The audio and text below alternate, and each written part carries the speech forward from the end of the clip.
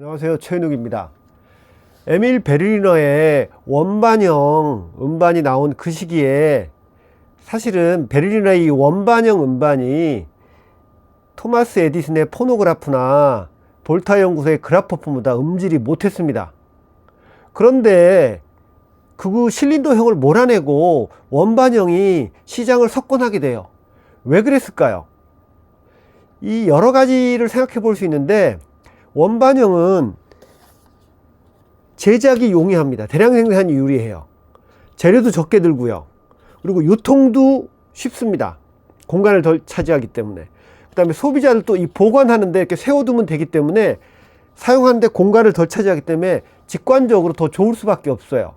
그래서 세상이 베를리너의 원반형 축음기로 대세를 이루어지게 됩니다. 여기에 에디슨도 나도 도저히 질 수 없다 라고 해서 원반형 음반을 만들어냅니다. 보시는 이 음반인데요, 겉으로 보기에는 베를리너의 원반과 다른 게 없어 보입니다. 단 아주 두껍죠.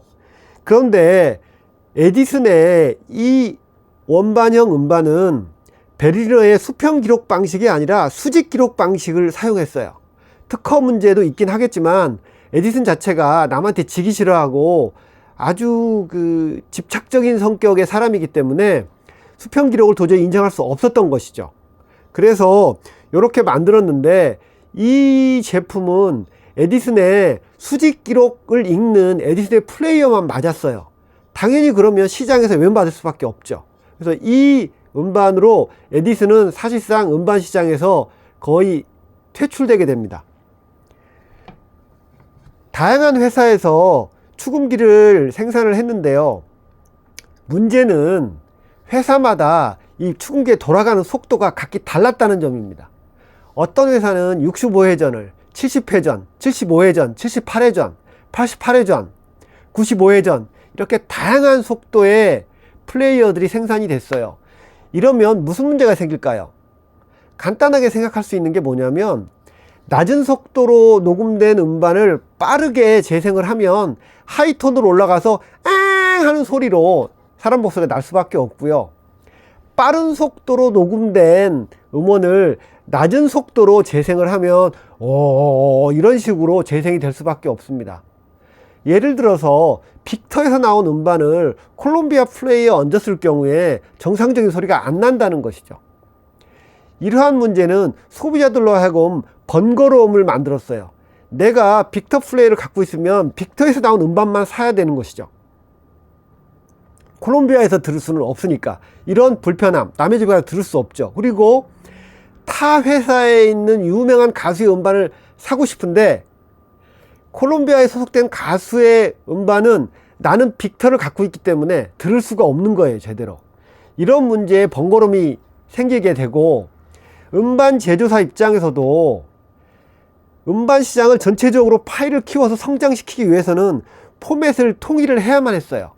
이러한 소비자들의 불편함과 음반 시장 성장을 위한 목표 두 가지가 맞아떨어져서 1925년에 스탠다드 플레잉이라는 형태로 78회전으로 음반 플레이의 속도가 고정이 됩니다.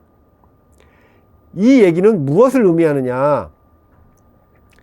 LP가 롱플레잉이 나오고 나서 롱플레잉 이전에 짧은 시간을 기록했던 SP라는 게 숏플레잉이라고 명명된 것이 아니고, LP가 나오기 이미 이전에 다양한 레코드 플레이의 속도가 다른 다양한 매체들을 하나의 속도로 통일하자 라고 해서 스탠다드 플레이라는 말이 이미 존재하고 있었다는 얘기입니다. 이 말을 왜 하냐면, 스테레오 음반이라는 게 처음 나오고 나서 스테레오와 다른 이전의 음반을 구분하기 위해서 모노 음반이라는 말을 새로이 만들어냅니다. 그래서 스테레오 시대가 시작된 이후에 나온 모노 음반은 모노라는 글을 앨범 자켓에 새겨 넣어야 됐죠. 결국 모노 음반이라는 말 자체는 스테레오 음반이 나온 다음에 스테레오 음반이 아닌 별도의 개념, 이전의 개념으로 모노 음반이라는 걸 만들었는데요, LP 즉 롱플레잉이 탄생하고 나서 그 이전에 레코드 플레이어 포맷을 숏플레잉 즉 짧은 시간 음반이라고 규정한 게 아니고 LP가 롱 플레잉이 나오기 이전에 이미 다양한 플레이의 속도를 하나로 표준화시키는 스탠다드 플레잉이란 말이 존재했다는 뜻입니다. 결론적으로 SP는 숏 플레잉이 아니고 스탠다드 플레잉이라고 부르는 게 맞습니다. 그럼 마칩니다.